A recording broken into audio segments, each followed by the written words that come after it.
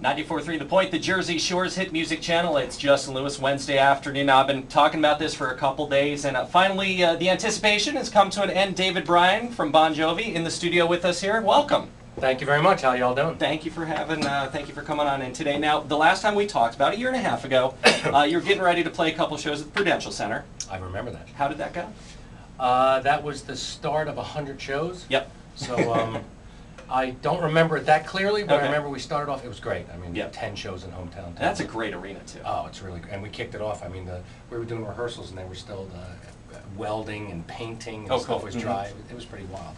Now, how many? I know they started off with a couple shows, then they added all these shows to it. Now, you guys were there for what, a couple weeks? Yeah, we did 10 shows. It was. I felt like I was bringing a lunchbox to work. Now, at the same time, while you were doing those shows, you were working on another show.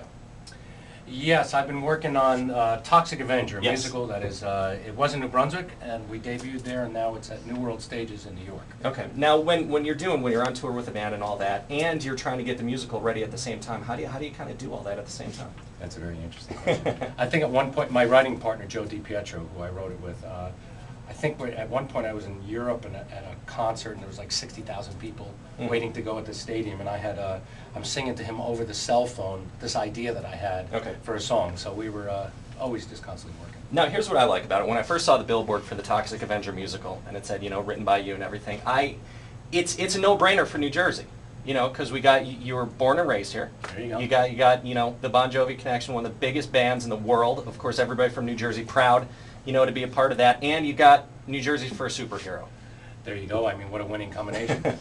It all takes place in Tromaville, which is exit 13B. Right. It's our joke is I'm from exit 10 and Joe's from exit 13. So And I grew up by exit 9. It's all about the exits and malls. It's Jersey. Now, and one of the things that I love about it is it's really got a good tongue-in-cheek, a good sense of humor. I think the people who are not from New Jersey, you got the typical, hey, the air smells there, you can see the smog and everything. Those of us who are from New Jersey, who live here, who grew up here, we're kind of making fun of everybody else. It is a funny thing. People had asked, would it work outside of New Jersey? And I said, I was in Hong Kong once, and people came up to me and go, are you from New Jersey? I'm like, you're from Hong Kong. What are you mocking me out for? It's just amazing the Jersey joke is around the planet. I think it started with the Tonight Show or something. And it's one of those things that, if people think they're making fun of you, we've taken ownership of it. Oh, yeah. I mean, we just laugh. We say, yes, New Jersey is Newark Airport. Just come on in, and then once you're there, you can go away. Exactly. It's our hidden secret.